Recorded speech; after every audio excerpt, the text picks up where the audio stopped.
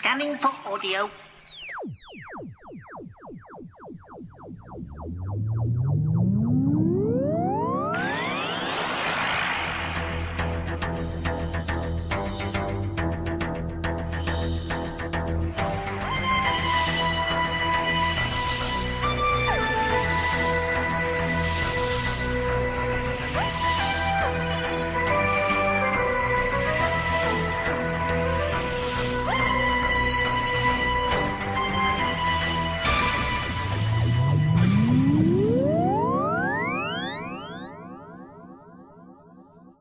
Welcome once again to a Tin Dog podcast. Ah yes, you thought I was doing, well, Blake 7 all this summer. And I am. But I'm also doing my Big Finish reviews and, in the case of today's podcast, some books. There'll be 3 that I'll be reviewing over this summer. And the first is City of Death by James Goss. Except it's not by James Goss, it's by Douglas Adams. Except it's not by Douglas Adams, it's by David Fisher. Except it's not by any of them, it's by all of them. Now, we all know the stories behind City of Death, and we all know that it's one of the handful of stories that was never, ever adapted into, well, a target novelisation. Because when you were a kid, when you were little like me, when you were growing up and video recorders was something you saw in the background on TV screens and you never thought you'd own one in the house and you never ever thought you'd own Doctor Who, the nearest you could ever have was target novelisations. And I set out to create a full set. Now, I have a full set of Target novelisations. They're currently at my parents' house, but they do exist, and they're all nicely boxed up. And they're at my parents' house, and they're all nicely boxed up. However, that's not what's important. The important bit is the City of Death was never adapted into a novel to shove on your shelf, so there was a gap. Oh, how gaps annoy us, Doctor Who fans. What we require is completion. Like life, you can never truly have everything, because then nothing comes up that says end of level. What happens is nothing. You just have a full set, and then you ignore it. Oh no. Here we've got a new book. We've got one more gap filled on the shelf. All right, it doesn't have a lovely Chris Arkelios cover. Not yet. I'm sure somebody out there will be doing it when the paperback comes out. But right now, we have the James Goss hardback. Of course, James Goss wasn't supposed to be writing this. A certain Mr. Roberts, who'd brought us the sublime version of Sharda, again, something that was missing from our Target shelves, well, that wasn't released either. He was a bit busy, I don't know, possibly writing Doctor Who. So he gets his mate, James Goss, and you go, OK, I've come across James Goss's work in the past. He's very, very good, but why is he doing this? And then you do some research. Good old-fashioned proper research. So you see, James Goss not only met Douglas Adams, but he also adapted Dirk Gently's Holistic Detective Agency for the stage. This guy actually knows what he's doing. Now, everyone loves Douglas Adams's work. The nicest thing anybody has ever said about my writing was that it's a combination of Douglas Copeland and Douglas Adams brought together. That's not quite how it was said. There was a swear word involved and the word son. But yeah, basically, that's what somebody said about my writing. And that is what I always think about whenever I can't do it. I always think, right, be that person, be that good. Adams, of course, according to, well, Stephen Moffat, taught Doctor Who scriptwriters absolutely nothing. Because he was a genius. And as a genius, well, he didn't actually managed to show anybody anything else, because he was his own universe. He was a law unto himself as well. Not always the most reliable of authors, but often the funniest and most succinct. The story of how City of Death was written is well catalogued elsewhere. Basically, David Fisher provides a lovely little script, hands it in, and then you get the chance to have more shooting in Paris, so a rewrite's needed. And David Fisher's in the middle of a rather nasty divorce. So Douglas Adams gets taken away by the producer, locked in his study, gets plied with whiskey and coffee, and gets told to, well, finish it off. And what he does is he rewrites the entire thing. The director pops round to provide more tea and coffee, and the script eventually gets written. City of Death, what's widely received as one of the greatest Doctor Who stories of all time, that's all time, is simply remarkable, not only for the fact that it was written over the weekend, but it's remarkable for the fact that, well, Some of the greatest lines in the episode were rewritten by Tom Baker. Tom and Lala's romance was actually, well, a good thing at the time. And when you're happy and in love, you provide some wonderful work. It also looks good, and it's got Doctor Who on location, which in the 70s is a pretty impressive thing.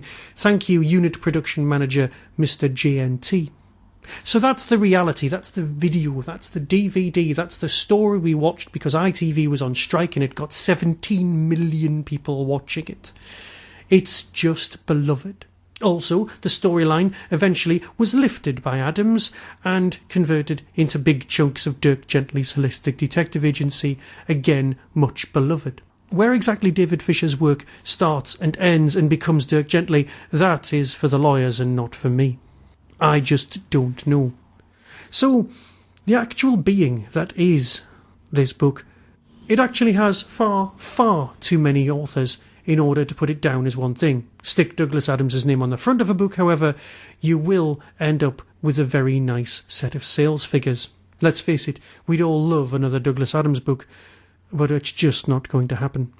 And the problem with adapting a Douglas Adams' story is you sit there going, how would Douglas have done this? And of course the answer is you've no idea, because he would have done it A, better, and B, more importantly, differently. Yes, you can try and put gags in it and side notes and footnotes, but that's not quite the same thing. That's just creating the impression of Adams. Everyone can just be funny in their own world, in their own way. And that's where James Goss shines. Because let's face it, this is a pretty impressive adaptation. Let's take it back to its basics again. We're back to the Target novelizations. Many of the original writers were approached by Target to write their own novelizations of their own stories. They knew all the characters. But many scriptwriters aren't natural novelists, and it works the other way around as well. Creating prose to some people is like digging a ditch, while writing scripts and witty dialogue is like soaring. I must admit I've felt like this myself. However, Douglas Adams was approached and offered double the money to provide us with lovely City of Death novelisation, which he then declined and went off and wrote the Dirk Gently books. So, when one of these Target novelisations wasn't being written by one of the original authors, and let's face it, that happened quite a lot, it often fell to somebody else to dig the ditch for them. Terence Dix often stood up and went, I'll do that, and produced, well, enough work to make us all gloriously happy of the fact that we can read. Have I wandered just a touch? So other people were often called in to write these Target novelisations, so somebody else like James Goss, who's got the track record, could produce something just as good. And that's the mindset you needed to produce something like this. And God, he's done it so well. I will read in a few moments the beginning of chapter 1, just to give you a feeling of what it's like. But as far as I'm concerned, it's an absolutely fantastic version of the City of Death. Yes, there are some changes because he's gone back to the original shooting script. And there's mentions of, well, I'll read it out in a moment, just to draw it all together with modern Doctor Who. So, imagine the first scene of City of Death, and then I will read it to you, and you can make up your own mind whether you want to buy it or not. But as far as I'm concerned, it's simply fantastic. It's Saturday night tea time in 1977 all over again. It was Tuesday, and life didn't happen. Wednesday would be quite a different matter. Scaroth, the last of the Jaggeroth, was in for a surprise. For one thing, he had no idea he was about to become the last of the Jaggeroth. If you asked him about the Jaggeroth a mere, say, 20 seconds ago, he'd have shrugged and told you that they were savage, warlike race, that if you weren't happy about that, you should meet the other guys. By and large, all life in the universe was pretty savage and warlike. Show me a race of philosophers and poets, said Scaroth, and I'll show you lunch. It would, however, be unfair to say that Jaggeroth were completely without accomplishments. They did build very nice-looking spaceships, though they were not necessarily very good ones. There was a lot to recommend the Sephiroth. A vast sphere rested on 3 claws. It suggested formidable menace, whilst evoking the kind of insect you'd not care to find in your bed. The tripod arrangement of its legs also meant that it could land on anything. Which was ironic, for right now it couldn't take off from anything. Something had gone very badly wrong in the drive unit almost as soon as they had landed on this desolation. They'd been hunting Arachnos energy signal and had made planetfall, hoping for one more victory, just one more victory. The Jaggeroth had devoted themselves to killing. There was nothing else they'd leave behind them. No history, no literature, no statues. As a species, they'd never achieved anything other than wiping out life. The problem was that every other life form was equally dedicated to the same goal. So successful had everyone been that there really wasn't much life left in the universe. The Jaggeroth were one of the last ones standing. Even then, not by much. When the Jaggeroth talked about their fearsome battle fleet, the Sephiroth was pretty much it. Or actually, just it. Scaroth, pilot of the Sephiroth battle fleet of Jaggeroth, worried about this. Nice-looking spaceships, frankly mediocre drive systems, rhyming names, and, oh yes, a frankly lunatic determination to keep going. Hence the voices of his shipmates that filled his command pod from across the ship. 20 seconds to warp thrust, someone was counting down. Thrust against planet's surface set to power 3, and someone down in engineering was really keen on getting off this rock. Negative, Scaroth snapped back quickly. Power 3 too severe. Warp thrust was used to speed between the stars, not for liftoff. Even from thinly atmosphered, low-gravity dead worlds, there were too many things which could go wrong. Warp thrust from a planet's surface had not been tested. At Power 3, this is suicide. The voices urging him fell silent at that. Of course they would. Please advise, he said curtly. Eventually, that keen voice in engineering came on the line. Scaroth, it must be Power 3, it must! Typically, the refuge of Jaggeroth is indefinite absolutes.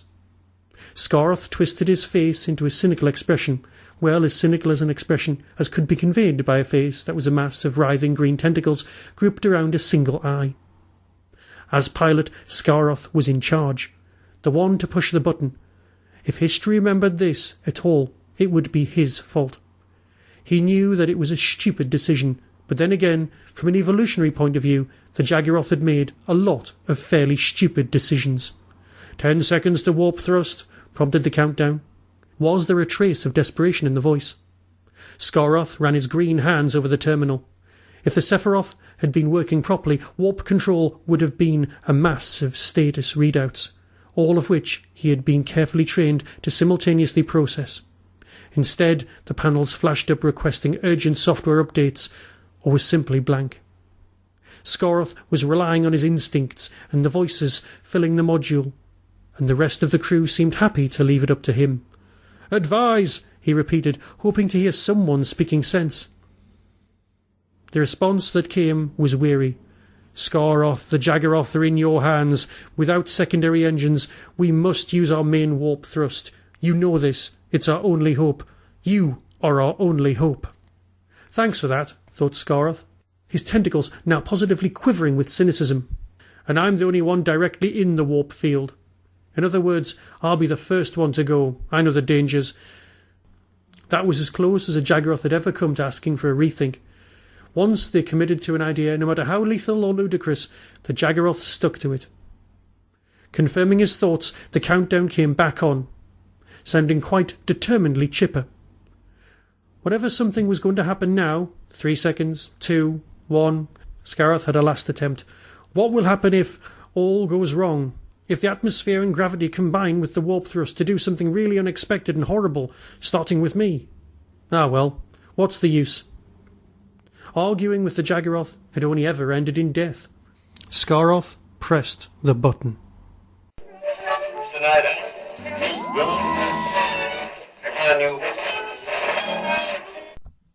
On the 5th of September 2015, Hooverville will return. The biggest little Doctor Who convention in the whole of the UK is proud to present several fantastic guests.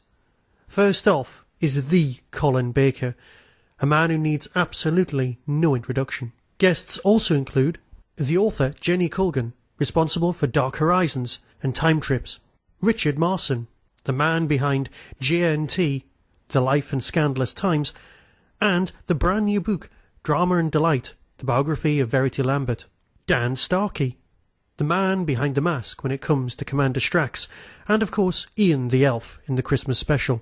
Terrance Dicks, one of the men behind the Third Doctor and more Target novelisations than you can shake a stick at. The actor David Benson, from Robot of Sherwood, Iris Wildheim and the Scarifiers. Matthew Waterhouse, yes, Adrake. Michael Pickwood, the current production manager on Doctor Who. And Karen Louise Hollis, author of The Man Behind the Master, the biography of Anthony Ainley. More guests may be added, but either way, that's a fantastic lineup. Visit the Derby Quad website on www.derbyquad.co.uk and follow the links. Saturday the 5th of September 2015. See you there.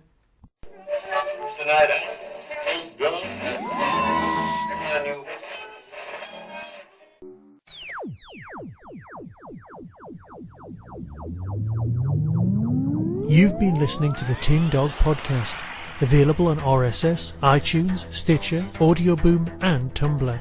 Doctor Who and its associated works are copyright of the BBC. No infringement is intended. You can contact the show, donate, buy merchandise or find out more about my other projects by visiting the Tin Dog Podcast homepage and clicking on the links. The Tin Dog Podcast is a founder member of the Doctor Who Podcast Alliance.